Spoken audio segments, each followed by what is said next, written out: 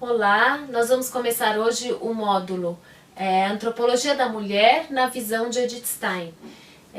A aula 1 chama-se Edith Stein e a questão feminina, e ela é composta por 3 partes. A primeira, uma breve biografia de Edith Stein. A segunda, nós vamos falar das contribuições de Edith Stein para um justo feminismo. E a terceira, os métodos, ela vai falar da contribuição dos diferentes métodos para enfrentar a questão antropológica. Então vamos começar com uma breve biografia. Edith Stein era uma filósofa alemã. Ela nasceu em Breslau em 1891, Breslau ou Breslávia, que era uma cidade alemã na época em que ela nasceu e que hoje é território polonês. Ela era caçula de 7 irmãos. A mãe teve 11 filhos, e dos quais 4 morreram precocemente.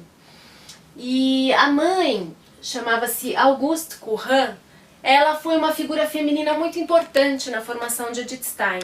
O pai morreu quando Edith Stein tinha quase 2 anos de idade, então ela foi criada praticamente pela mãe, ela era caçula, era muito próxima da mãe, e a mãe dela era uma mulher muito avançada para o seu tempo.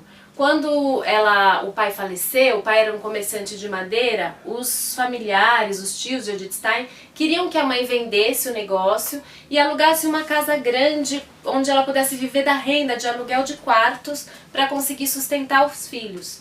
E a mãe fala que não, que ela vai tocar os negócios sozinha e vai criar os filhos sozinha, né? E realmente ela fez. Na autobiografia de Edith Stein ela conta que a mãe, ela não era muito hábil nas finanças ou na contabilidade, mas ela era muito hábil para lidar com as pessoas. E isso fez com que ela tivesse sucesso nessa empreitada.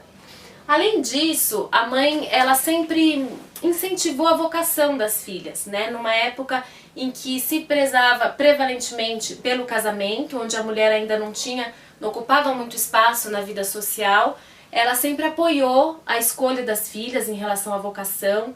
Então quase todas as filhas foram para a universidade, o que era muito raro naquela época, né? Edith Stein, ela fez filosofia, teve uma irmã que fez medicina, uma irmã que fez pedagogia.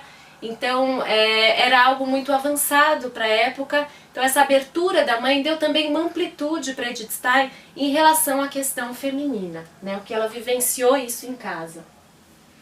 Edith Stein sempre foi muito sensível ao sofrimento humano e ao valor da pessoa. Isso era algo dela desde pequena. Ela conta, por exemplo, como ela ficava impressionada quando ela passava na rua, quando ela encontrava um bêbado na rua.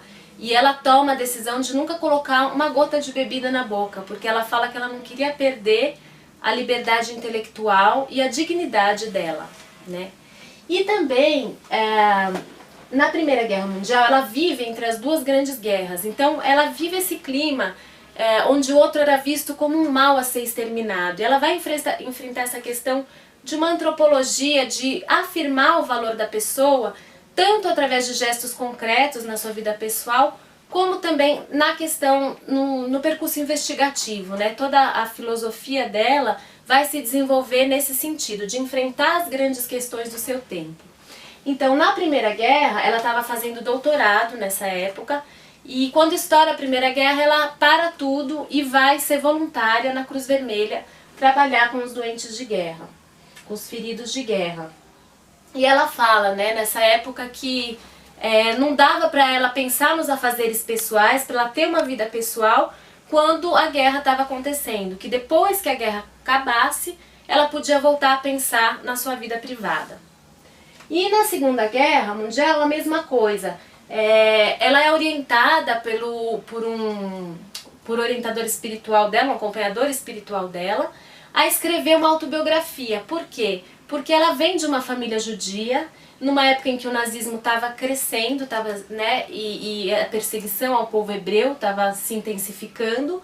Então ela resolve escrever para contar como era o cotidiano de uma vida na família judia, de uma família judia, para mostrar a humanidade, para resgatar a dignidade desse povo que estava sendo destruído pelo nazismo. Aos 14 anos, ela se torna ateia, mas não foi uma reação psíquica assim superficial. Na verdade, ela sempre foi muito questionadora, sempre tem uma personalidade intensa, de buscar a verdade, de muito inquieta. E aí ela resolve, essa época ela entra numa crise, ela começa a questionar tudo, inclusive a religião, inclusive a existência de Deus. Mas ela sempre continuou respeitando muito a mãe, os ritos religiosos, ela nunca deixou de participar, então ela sempre teve um respeito profundo, ela reconhecia isso como um movimento pessoal de busca da verdade, que ela tinha essa busca autêntica pela verdade, que ela deixa então a religiosidade e ela vai fazer essa busca pela via intelectual a partir da filosofia. Ela sempre foi muito inteligente, então inquieta, como eu falei, e precoce, né? Aos 6 anos ela vai para o jardim da infância e ela pede que ela quer frequentar a escola primária, que ela acha que aquilo era coisa de criança e ela queria aprender para valer. Ela também entra em contato com a literatura desde muito cedo, por causa dos irmãos mais velhos, e ela ficava fascinada e ela tinha muita assim, memória, era fácil de memorizar os textos. Então a literatura sempre também vai estar presente na vida dela, no percurso intelectual. Depois ela vai dar aula de literatura mais tarde e vai usar da literatura para falar do feminismo também. Ela fala que a literatura é um meio privilegiado para falar da alma da mulher, né, para a descrição da alma da mulher. E em 1911, então, ela entra na faculdade de Breslau, onde ela vai fazer os cursos de germanística, história, psicologia e filosofia. Na faculdade, Edith Stein buscava justamente compreender quem era o ser humano, e ela achava que ela ia encontrar essas respostas na psicologia. Mas a psicologia, ela nasceu no contexto positivista, nesse ambiente positivista, onde o que prevalecia era o método das ciências naturais, o método experimental. E no caso da psicologia, a mesma coisa. Então, ela era prevalentemente um estudo das sensações corpóreas e não atingia o espírito humano. Tanto que a Edith Stein se decepciona e vai dizer que era uma psicologia sem alma. E nessa mesma época em que ela está na faculdade de Breslau, ela entra em contato, um professor apresenta para ela a obra de Edmund Husserl. E Husserl é um matemático, filósofo, que vai desenvolver um novo método, justamente a fenomenologia, que é um método próprio para estudar o ser humano e as ciências do espírito, como ele fala. O espírito vem da palavra Geist em alemão, eu vou escrever aqui para vocês, Geist, que é espírito no sentido daquilo que é próprio do humano, não quer dizer em relação à religiosidade ou espiritual no sentido religioso, mas daquilo que é próprio do humano, do intelecto e da vontade. Então, Husserl nasce em 1859 a 1938.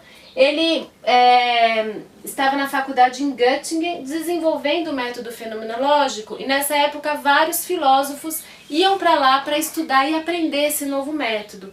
Edith Stein também se encanta, ela acha que a fenomenologia pode dar as respostas que ela está procurando, e ela vai então para Göttingen estudar com Husserl.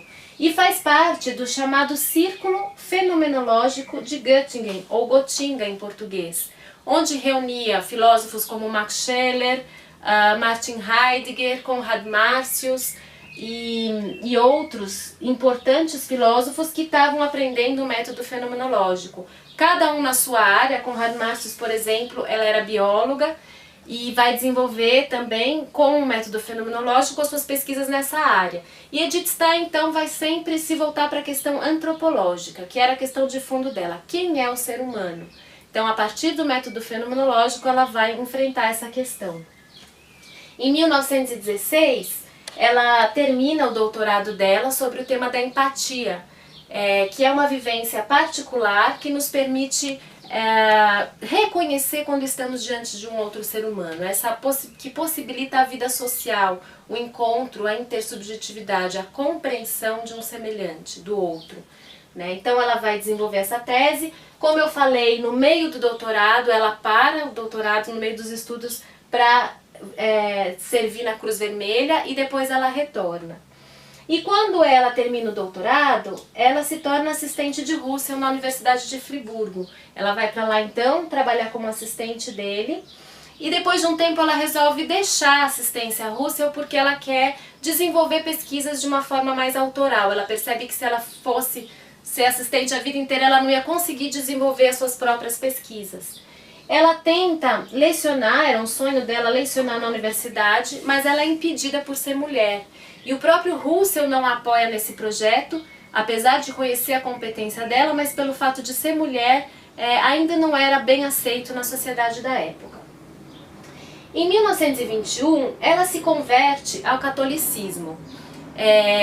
Não foi uma conversão repentina, uma conversão rápida ou brusca, mas foi um processo que começa desde a época em que ela se muda para Göttingen. Nesse círculo fenomenológico, e ela fala principalmente do contato com Max Scheler, que muitos desses filósofos eram convertidos ao cristianismo, judeus convertidos, o próprio Russell era protestante, e no contato com eles, que eram pessoas que ela admirava e que ela via que tinham um rigor, né, inclusive científico, ela começa a se perguntar se algo que eles vivenciam, algo importante para eles, deve ser algo que eu preciso me questionar.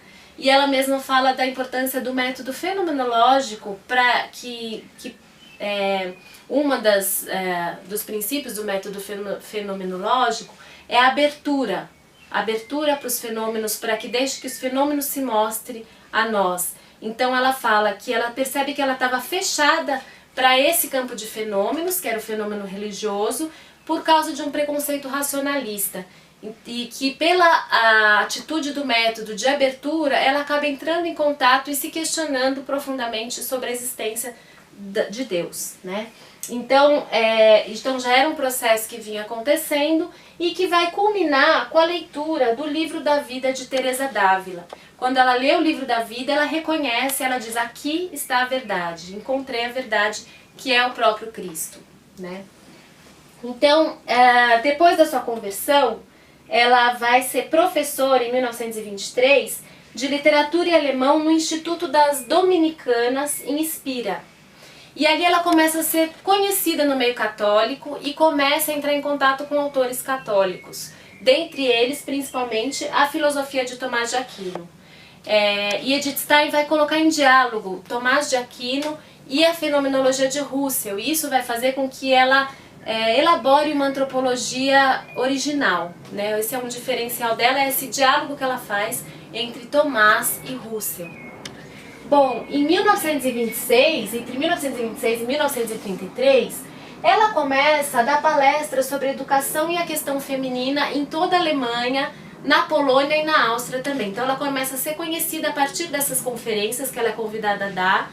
E aqui já fala um pouco desse envolvimento de Edith Stein com a questão feminina, se deu principalmente a partir da questão pedagógica. Como ela vai lecionar para as meninas, para as moças da época, ela começa a se perguntar como eu posso oferecer uma justa formação, uma formação para o feminino. Ela via que a formação da época era muito masculina e ela fala, então eu preciso entender quem é a mulher, qual é a sua antropologia, para oferecer uma formação adequada. E ela começa a dar essas conferências, principalmente no meio católico, e em 1932 ela vai ser professora de antropologia filosófica no Instituto Alemão de Pedagogia Científica de Münster. Era uma sede desse instituto, né? Era uma sede principal no meio católico, então ele era uma referência para os estudos da pedagogia. E ali ela vai apresentar, tem uma obra de Edith Stein que se chama, traduzida como A Estrutura da Pessoa Humana, onde ela apresenta a antropologia dela, que é baseada nesse curso que ela dá no Instituto Alemão de Pedagogia de Münster. Em 1933, ela é impedida de lecionar por causa do nazismo, então ela deixa de ser professora e ela resolve entrar no Carmelo. Já era algo que ela queria, mas ainda não tinha encontrado o momento certo.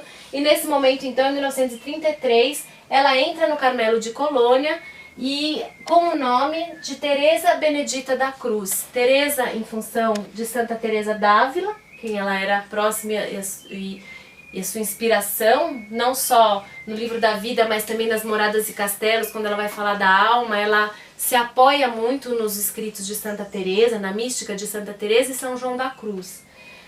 Benedita também, porque ela era muito próximo dos beneditinos, frequentava os mosteiros beneditinos, que davam uma boa formação, os jovens se encontravam nos mosteiros beneditinos na época. E da cruz, por causa da ciência da cruz, que ela vai escrever depois, essa mística da cruz, que é algo que a toca profundamente, que ela vive profundamente na sua vida pessoal. Bom, em 1942, ela entra no Carmelo de Colônia. Depois, quando ela é levada para o Carmelo na Holanda, fugindo da perseguição nazista, em 1942 ela é levada junto com a irmã dela, que se chama Rosa, que também tem uma conversão ao catolicismo e que vai morar com ela no Carmelo depois da morte da mãe. E as duas são levadas para o campo de concentração e morrem na câmara de gás. E Edith Stein, antes de morrer, ela fala para a irmã: vamos pelo nosso povo.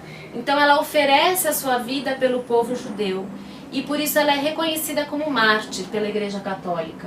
Em 1988, ela foi canonizada pelo Papa João Paulo II.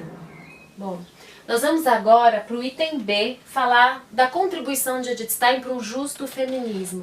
Por que essa contribuição para um justo feminismo? Porque Edith Stein, ela não vai negar as diferenças entre o homem e a mulher. Ela quer entender justamente qual é a especificidade da mulher para entender o seu valor próprio. E isso em resposta ao movimento feminista da época, que entendia que a valorização da mulher se dava pela negação das diferenças em relação ao homem. Ainda hoje a gente vê correntes dessa linha de pensamento, em que o valor se dá pela negação da diferença. Por quê? Porque a palavra diferença, ela é interpretada como dominação. É como se ser diferente quer dizer ser inferior. E por que também? Porque o movimento feminista, ele nasce com uma preocupação social jurídica, né, de reconhecer os direitos da mulher na sociedade, uma igualdade de direitos. Só que ele acaba dando uma explicação puramente social e cultural. Então ele vai dizer que essa diferença entre o homem e a mulher é um produto cultural. Quando, na verdade, a Edith Stein vai dar uma resposta muito óbvia. Ela diz: só quem tiver ofuscado pela paixão da luta pode negar o fato de que o corpo e a alma da mulher foram formados por uma finalidade específica, diferente do homem. Porque ela vai enfrentar essa questão do ponto de vista antropológico e não puramente social. No plano social, há uma igualdade de direitos porque a dignidade é a mesma, mas no plano antropológico não dá para negar essas diferenças.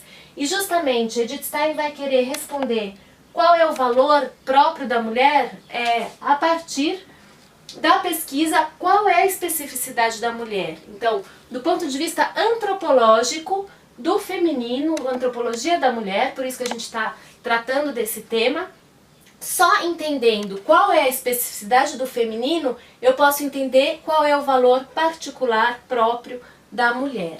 E aí a sua contribuição, então, para esse novo feminismo, para esse feminismo de base antropológica. E é interessante porque essa é uma grande contribuição que Edith Stein dá.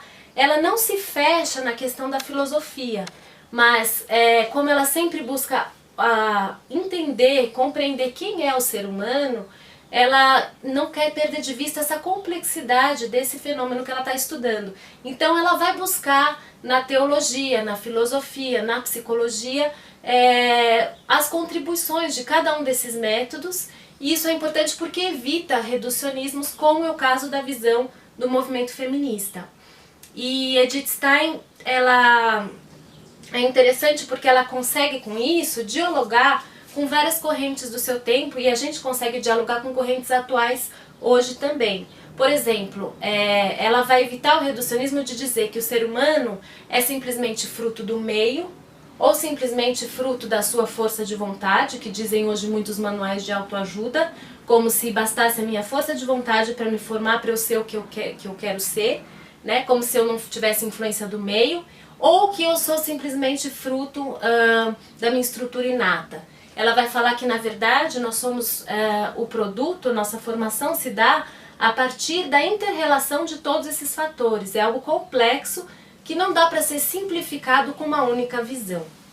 E aí nós vamos entrar então no item C, que são os métodos. Ela vai falar da contribuição dos diferentes métodos para a sua visão antropológica e para a questão do feminino e do masculino. Então, o primeiro método que ela vai utilizar, e o principal, como nós falamos, é a fenomenologia.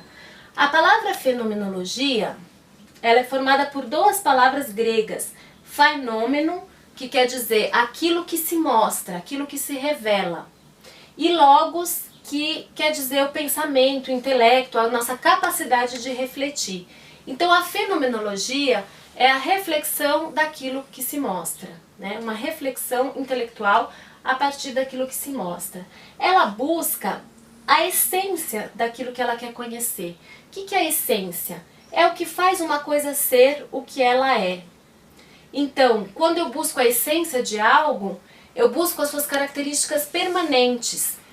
Russell vai criar no método fenomenológico, ele propõe o método de variação imaginativa. Por exemplo, se eu pego uma cadeira, ele começa a fazer um exercício de pensar uma cadeira de diferentes formatos, de diferentes cores. Então ele fala, se é uma cadeira vermelha, se ela for rosa, ela deixa de ser cadeira? Não. Então a cor, no caso da cadeira, não faz parte da sua essência, da sua estrutura essencial. E ele vai fazendo esse método até ela chegar, bom, o que define uma cadeira? É o que serve para sentar. Se eu bato palma, a gente pode reconhecer imediatamente que é um som. O som é a essência do bater palma. O som é a essência. A gente reconhece intuitivamente o que é aquela coisa. Então tem coisas que a gente consegue reconhecer de imediato com a essência, pela nossa capacidade de abstração. Toda vez que a gente classifica, agrupa alguma coisa, a gente está tratando das essências, né? Porque fazem parte da mesma espécie, fazem parte daquele mesmo grupo.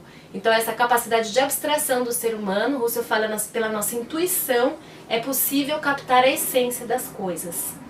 E a Edith Stein vai querer entender então a essência do ser humano. Ela vai chegar à estrutura universal. Quais são as características universais da pessoa que permite reconhecer aquele ser como um ser humano? A gente não vai tratar disso hoje, vai tratar disso na segunda aula. Eu vou apresentar para vocês a estrutura da pessoa humana segundo Edith Stein.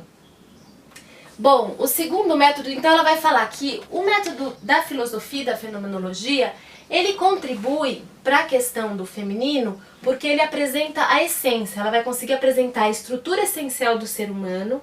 Ao revelar essa estrutura, ele vai revelar também que essa estrutura ela se difere em masculino e feminino.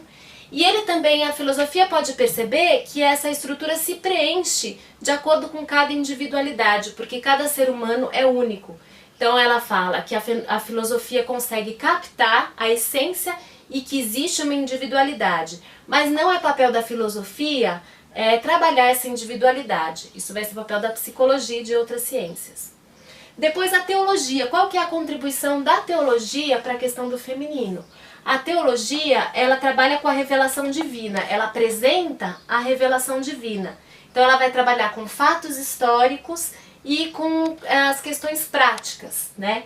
Então ela faz afirmações que depois vão ser explicadas, deixa um trabalho intelectual, um amplo campo para o trabalho intelectual. Então, a partir de afirmações da teologia, a gente com a razão consegue explicar, entender essas afirmações. Então ela fala que a filosofia e a teologia são ciências complementares. E a teologia, ela ajuda para que a filosofia não caia em erros teóricos e práticos. Depois ela vai falar da contribuição das ciências positivas, especificamente da fisiologia e da psicologia alimentar, que é uma psicologia mais próxima das ciências naturais. Então, na fisiologia, ela fala da importância de se conhecer o corpo da mulher para conseguir dar uma formação para um corpo saudável, ágil, forte. A psicologia alimentar vai trabalhar a questão da memória, da capacidade intelectual. Então, tudo isso vai ser material importante para se pensar uma formação para a mulher. E, por último, ela vai falar da psicologia individual, que a sua contribuição, a gente tem que pensar que ela está sempre no campo pedagógico, né? A motivação de fundo dela é pensar como eu dou uma formação adequada para as mulheres.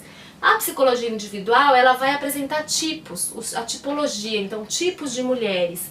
E por que é importante essa tipologia? Porque ela pode mostrar para o educador que nem todos se interessam pelos mesmos assuntos e que um único método pode não funcionar para todas as pessoas da mesma forma. Então, ela está trabalhando a questão de você individualizar um pouco mais o pedagógico.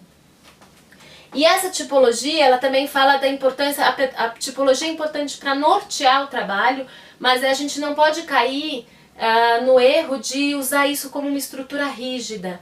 A gente começar a classificar as pessoas e para isso e perder de vista a individualidade, né? Então essa tipologia é uma referência importante no campo pedagógico. Enfim, a importância, né, da contribuição de Edith Stein, no fundo, é conseguir harmonizar tudo isso, aproveitar todas essas contribuições. A gente vê a amplitude que ela tem em relação ao tema do feminino. Isso acontece com todos os temas que ela trabalha, não só no feminino, mas ela tem uma grande contribuição a dar nessa área pra gente. E para justamente não perder de vista a complexidade do fenômeno humano.